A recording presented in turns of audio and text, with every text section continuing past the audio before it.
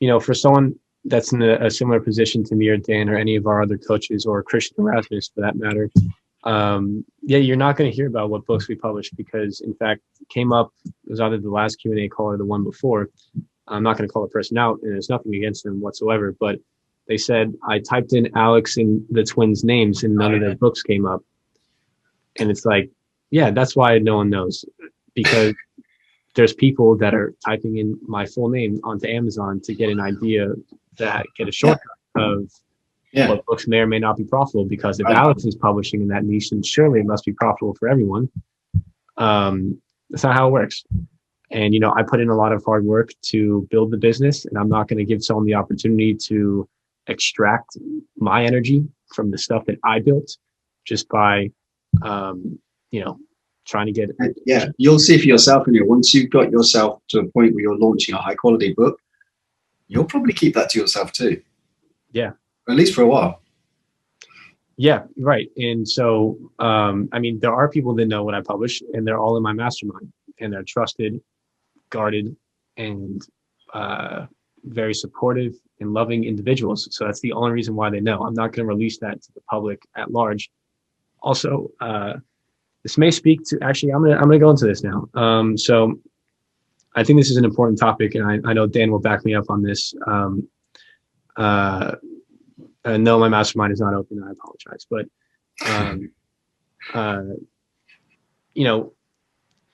okay. So I'm struggling where to begin with this. So my job as a coach, right, is to get our students' success, and what isn't aligned with your highest success, your highest chance of success, is giving you the answer. And I'm not saying this out of theory, this is out of practice and experience. So back when I first started coaching, not first started, but rather we'll say last summer, towards the end of last summer, there were a lot of people that I coached that I put perhaps too much energy into. They were getting, we had unlimited calls at the time. There's people that were booking multiple calls a day, people that were booking 3 to 5 calls in a week. To be very frank, very unreasonable. And it was so basically for me to check off on everything that they were doing, which is really not what I'm there to do. And I don't know what the pattern is, or if it's the people that got the most energy are either gone now or just didn't really do anything with it. Now, what's ironic about it is the people that use the coaching the least, or the ones that only used it when they really needed it, are the ones who are doing really well now. There were a number of people that I felt really bad for because, they opened up and explained their life situation, and I gave them more explicit information than perhaps I should have. There's even a situation where, self-written audiobooks, for example, I have a sheet basically that would guarantee anyone to make over $10,000 a month had they published every single book on that sheet, if they wrote it themselves and if they narrated it themselves.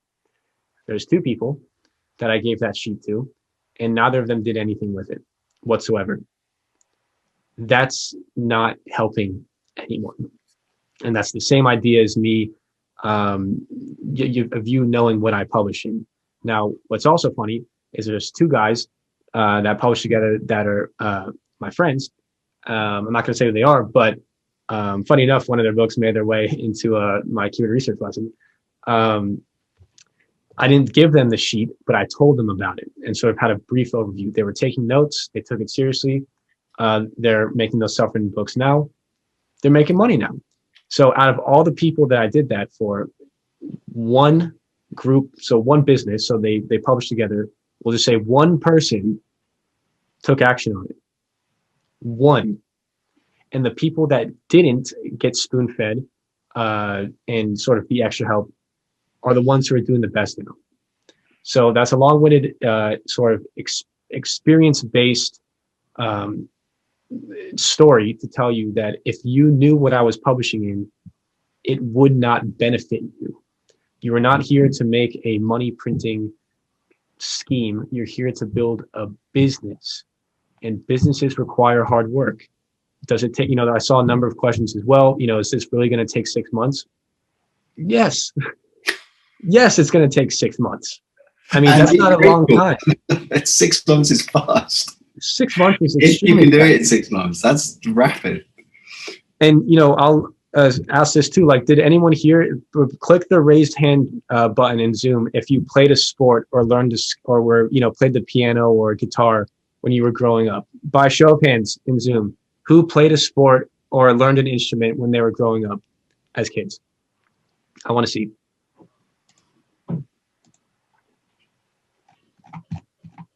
Everyone. So, of everyone who has their hand raised right now, were you an all-star basketball player in 6 months? Were you able to play every song on the piano in 6 months? No. So why do we have different expectations for building a business? This is a skill. This is a difficult skill as well. This is why less than 1% of the population are entrepreneurs. And you guys and everyone in this call right now are part of the lucky few who has what it takes to make this happen. But if I tell you what to do, you're not going to be able to do it. You have to figure it out for yourself, because eventually, sometime down the road, I'm not going to be here. The twins aren't going to be here. You're going to be all alone by yourself. And I'm not going to be there helping you hire your writer on Upwork. I'm not going to be there when you have to fire someone. I'm not going to be there reading your book. You have to show up for yourself. Okay. And the whole reason why I'm talking about this right now is because I really, really care. The kindest thing for me to do is for me to coach people to do this themselves. It is not for me to give you the answer. So when you come to us on a coaching call and you say, does this look profitable? I'm going to ask you, what do the numbers say? Like, what does the sleek analysis say? And if you come to the meeting with 45 minutes of keyword research done, and then you're telling me, oh, this is too hard. Well, I'm sorry, not sorry. You didn't put in the work to justify you like getting the results. I liken this to fishing a lot. If you start fishing for 45 minutes and you didn't catch any fish, does that mean there's no fish in the river? Of course not, right? This takes work and time. And like, right, it seems that people really are resonating with this right now. And, as you can tell, this is something that I'm passionate about, again, because I really, really care. If I didn't care, I wouldn't even be saying this right now. I wouldn't be saying anything at all. It would be much easier for me to just wipe my brain clear, water off a duck's back, next person, next call, boom, boom, boom, done. But that's not what my job is. My job is to make sure that I produce as many people as possible that make life-changing amounts of money. And again, that's not going to happen if I just give you the answer, or if you find out what I'm publishing, or if you find out what Dan's publishing, or if you find out what me and Christian and Rasmus are publishing. That's not going to happen. I'm not going to let that happen. So just want to say there's a old saying, I think, Alex, isn't there? With if you give a man a fish, he'll eat for a day. But if you give a man a fishing rod, he can catch fish for the rest of his life, right? Exactly. That's what we're trying to do as coaches. We're trying to give you a fishing rod. We're trying to teach you to fish, not how to eat a fish, but how to catch them. And and to be fair, there is a small element in the coaching calls where you do get, to go with the metaphor, you do get a little bit of some fried fish, just a little bit, just so that you know that it's possible. There are small nuggets that you'll get, but I'm not going to do the keyword research for you. I'm not going to write the book for you.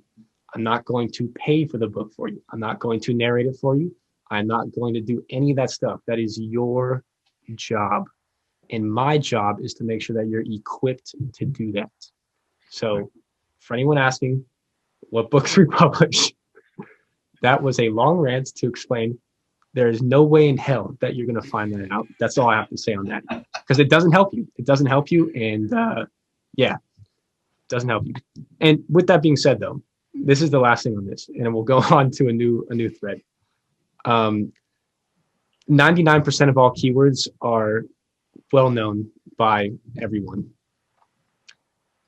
That's just the way that it is. So, like, do you have to be guarded about your niche on like a high macro level? Not really. It really doesn't matter. And most people, to be completely frank about it, don't stand a chance against you if you're really doing this with maximal effort. So you don't have to worry about that on a competitive level. Mm. The thing that you would want to keep safe is your actual books. like your actual book, that's probably what you don't want to expose to the world. Now, if you're making, 5 figures a month and no one can touch you whatsoever, have a super robust business, it really truly doesn't matter at that point. In the past, if you go in the past Q&A calls, you can hear me saying that I don't care what people think, or I don't care if people know what I publish or not. Things have changed. Things have definitely changed, and it's based off of what I said previously. So, yeah, just want to say that. So anyways, that's my take on that.